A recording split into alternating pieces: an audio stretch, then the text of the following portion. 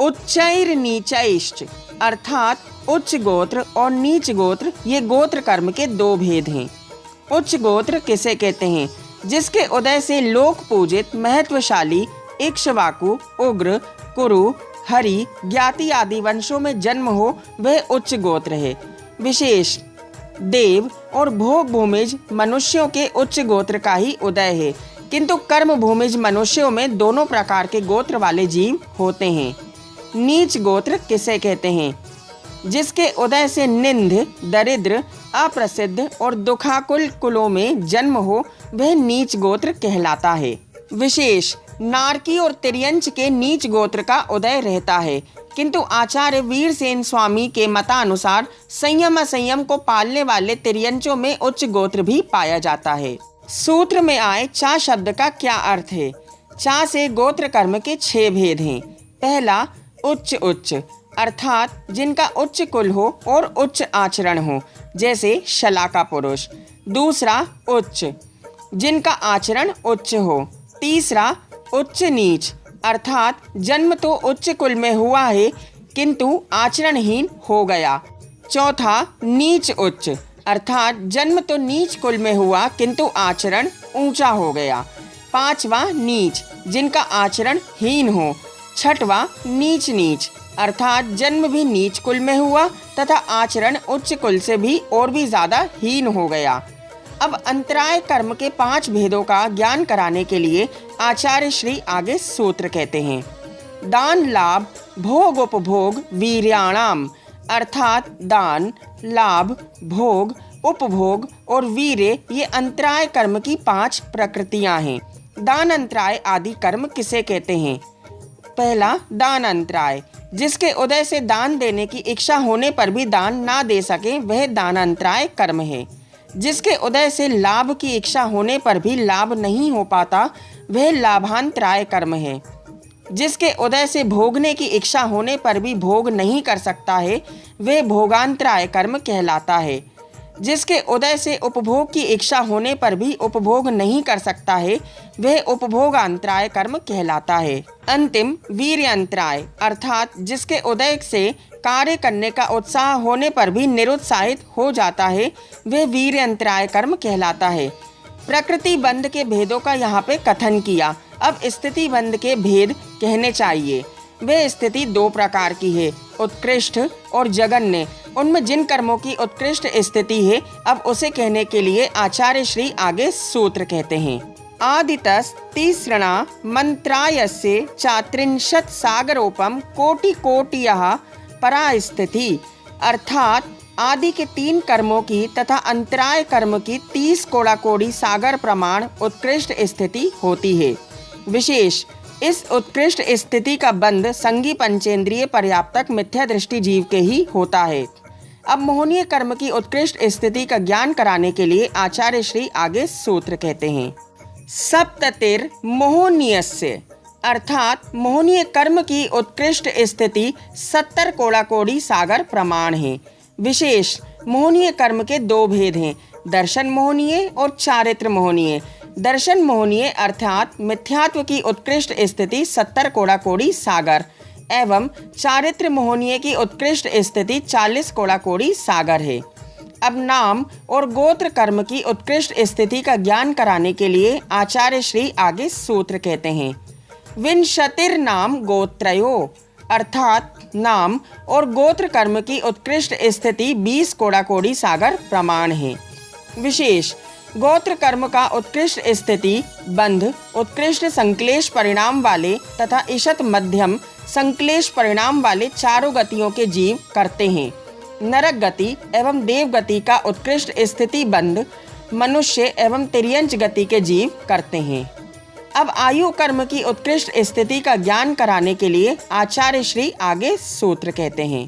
त्रयस्त्रिंशत् सागरोप माण्यायुषः अर्थात आयु कर्म की उत्कृष्ट स्थिति बंध 33 सागरोपम प्रमाण होती है।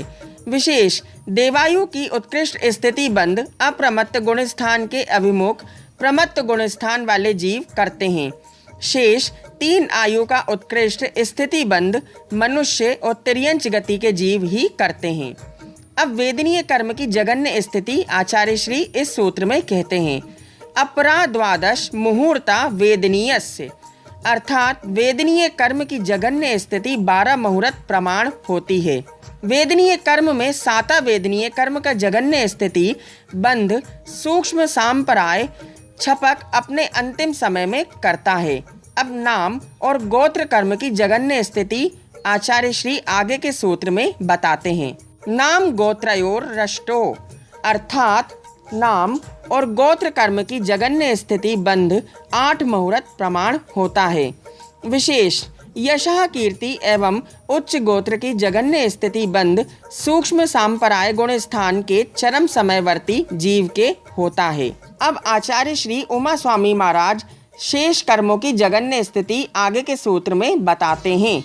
शेषाणा मंत्र मुहूर्ता, अर्थात शेष ज्ञानावरण, दर्शनावरण, मोहनीय, आयु और अंतराय कर्मों का जगन्य स्थिति बंध अंतर्मुहूर्त प्रमाण है। विशेष 5 ज्ञानावरण, 4 दर्शनावरण एवं 5 अंतराय का जगन्य स्थिति बंध छपक सूक्ष्म सांपराय गुण स्थानवर्ती जीव के होता है तथा संजलन लोभ का जगन्य स्थिति बंध अनिवृत्तिकरण गुण स्थानवर्ती छपक जीव के होता है। मनुष्य एवं तिर्यंच आयु का जगन्य स्थिति बंध तत्प्रायोग्य संक्लेश से युक्त कर्म भूमिया तिर्यंच और मनुष्यों के होता है। दोनों प्रकार की यहाँ पे स्थिति का कथन किया गया। अब ज्ञानावर्णी के अनुभव का स्वरूप बताने के लिए आचार्य श्री आगे सूत्र कहते हैं। विपाको अनुभवः, अर्थात फल देने को अनुभाग बंध कहते हैं, अर्थात उदय में आकर कर्मों का फल देने को अनुभव कहते हैं। विशेष शुभ परिणामों की अधिकता से शुभ प्रकृतियों में उत्कृष्ट अनुभाग और अशुभ प्रकृतियों में मंद अनुभाग पड़ता है तथा अशुभ परिणामों की अधिकता से अशुभ प्रकृतियों में उत्कृष्ट रस और शुभ प्रकृतियों में मंद अनुभाग पड़ता है। पूर्व में उपार्जित नाना प्रकार के कर्मों का विपाक अनुभव है। ये तो हमें यहाँ पे ज्ञात हुआ, किंतु ये ज्ञात नहीं हुआ कि उनका अनुभाव प्रसंख्यात है कि अप्रसंख्यात। ऐसा प्रश्न होने पर प्रसंख्यात अनुभव में आता है। वह किस कारण से है, अब इसे बताने के लिए आचार्य श्री आगे सूत्र कहते हैं। सा यथा नाम, अर्थात वह अनुभव अपने नाम के अनुसार फल देता है। विशेष ज्ञानावरण आदि जिसका जैसा नाम है उसी के अनुसार ज्ञान का आवरण, दर्शन का आवरण आदि फल देते हैं। उत्तर प्रकृतियों में भी इसी तरह समझना चाहिए। सभी कर्म यथा नाम तथा गुण वाले हैं। यदि विपाक का नाम अनुभव है ऐसा स्वीकार करते हो तो अनुभूत होने पर वह कर्म आभरण के समान अवस्थित रहता है या फल भोग लेने के बाद वह झड़ जाता है। अब इसे बताने के लिए आचार्य श्री आगे सूत्र कहते हैं। ततश्च निर्जरा, अर्थात फल देने के बाद कर्मों की निर्जरा हो जाती है, यानी कि कर्म उदय में आकर आत्मा से अलग हो जाते हैं। निर्जरा किसे कहते हैं एवं वह कितने प्रकार की होती है? जिस प्रकार खाया हुआ अनाज, दूध, पानी आदि मल मूत्र आदि रूप होकर निर्जीर्ण हो जाता है, उसी प्रकार आत्मा को अच्छा बुरा फल देकर कर्मों का निर्जीर्ण हो जाना निर्जरा है। तथा चा से ये निर्जरा 2 प्रकार की होती है। पहली सविपाक निर्जरा, कर्मों का उदय समय आने पर फल देना सविपाक निर्जरा है। जैसे आम आदि के पेड़ में पकने के बाद उन फलों का झड़ना। दूसरी अविपाक निर्जरा, जो कर्म अभी विपाक काल को प्राप्त नहीं हुए हैं, अर्थात जिन कर्मों का अभी उदय काल नहीं आया है, उन्हें तप के द्वारा उदयावली में लाकर पका देना, अनुभव करना अविपाक निर्जरा है। जैसे कच्चा आम आदि फलों को प्रयोग से पका दिया जाता है। अग्रिम जमानत कराना भी अविपाक निर्जरा का उदाहरण है। अनुभव बंध का यहाँ पे कथन किया। अब प्रदेश बंध का कथन करना चाहिए। उसका कथन करते समय इतनी बातें निर्देश करने योग्य हैं कि प्रदेश बंध का हेतु क्या है, ये कब होता है, उसका निमित्त क्या है और उसका स्वभाव क्या है, वह किसमें होता है तथा उसका परिणमन कैसे होता है। इस प्रकार क्रम से इन प्रश्नों का लक्ष्य रखकर आचार्य श्री आगे सूत्र कहते हैं। नाम प्रत्ययः सर्वतो योग विशेषात् सूक्ष्मैक क्षेत्र अवगः स्थिता सर्वात्म प्रदेशैश्वनन्तानंत प्रदेशः, अर्थात अपने नाम के अनुसार सभी भवों में योग की विशेषता से आत्मा के सभी प्रदेशों में सूक्ष्म एक क्षेत्र अवगाह रूप में स्थित अनंत कर्म पुद्गल आते हैं, वह प्रदेश बंध कहलाता है। इस सूत्र में वर्णित प्रदेश बंध का क्या भाव है? नाम प्रत्यय अर्थात वह कर्म प्रदेश किस कारण से बंधते हैं। इस जीव के द्वारा एक समय में ग्रहण किए हुए कर्म परमाणु भी उन नाम वाले ज्ञान वर्ण आदि सभी कर्मों के रूप में परिणत होते हैं। यह कब बनते हैं? सब भवों में बंधते हैं। ऐसा कोई भव नहीं और भव में ऐसा कोई क्षण नहीं जब कर्म बंधन ना होता हो। दर्शकों, अब जानते हैं ये कैसे बंधते हैं। योग विशेष के निमित्त से ये कर्म बंधते हैं। जैसे भावों से युक्त योग होता है, वैसे ही बंध होता है। उनका स्वभाव कैसा है? सूक्ष्म पुद्गल ही ग्रहण योग्य होते हैं, स्थूल नहीं। एक क्षेत्र अवगाह स्थिता अर्थात वे किस आधार से रहते हैं। आत्म प्रदेश और कर्म पुद्गल एक ही आकाश प्रदेश में हैं, क्षेत्रांतर में नहीं। स्थित परमाणु कैसे हैं? इसका तात्पर्य ये है कि कर्म पुद्गल रुके हुए हैं, चलते आदि नहीं हैं। बंध आत्मा के किन प्रदेशों में होता है? बंध सभी आत्म प्रदेशों में होता है। आत्मा के सभी प्रदेशों में दूध पानी की तरह घुल मिल जाते हैं। कितने परमाणु बंधन को प्राप्त होते हैं? बंधने वाले परमाणु होते हैं, यही प्रदेश बंध है। बंध पदार्थ के अनंतर पुण्य पाप के वर्णन का कथन किया। उस पुण्य पाप का वर्णन बंध में अंतर्भूत है, ऐसा क्या है? ऐसी आशंका होने पर पुण्य प्रकृतियों की परिगणना करने के लिए आचार्य श्री आगे सूत्र कहते हैं। सद्वेद्य शुभायुर्नाम गोत्राणि पुण्यम अर्थात सातावेदनीय शुभ आयु, शुभ नाम और शुभ गोत्र ये पुण्य प्रकृतियां हैं। पुण्य प्रकृति कौन कौन सी हैं? विशेष 42 प्रकृतियां शुभ हैं। अभेद विवक्षा से तथा भेद विवक्षा से 5 बंधन, 5 संघात तथा 16 स्पर्श आदि मिलाने से 68 प्रकृतियां होती हैं। अब पाप प्रकृतियों का ज्ञान कराने के लिए आचार्य श्री आगे सूत्र कहते हैं। अतो अन्यत पापम अर्थात इनसे भिन्न अर्थात असाता वेदनीय अशुभ आयु, अशुभ नाम कर्म और अशुभ गोत्र से पाप प्रकृतियां हैं।